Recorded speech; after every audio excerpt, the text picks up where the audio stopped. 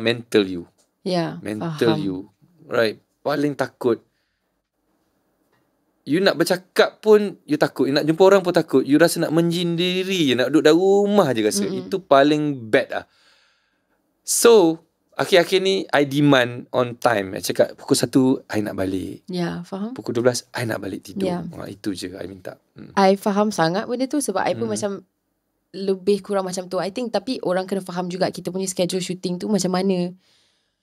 Oh, dia sangat teruk kadang-kadang. Especially dekat hujung-hujung. Apabila kita nak kejar, nak habiskan semua benda sebelum kita nak kena wrap. My God. Kelau. Yang cameraman ni kata macam, abang ni minggu depan abang dah last day ni. Makeup artist kata, saya 3 hari lagi. Lepas tu kita semua rasa tekanan. Lepas tu kita kerja like 24 jam and then tak cukup rehat. And then by the last day, like kita dah rasa macam, macam, my God. Tapi, benda ni lah I nak share dengan artis-artis yang mana ada. Like, sebab industri kita, pool kita kecil.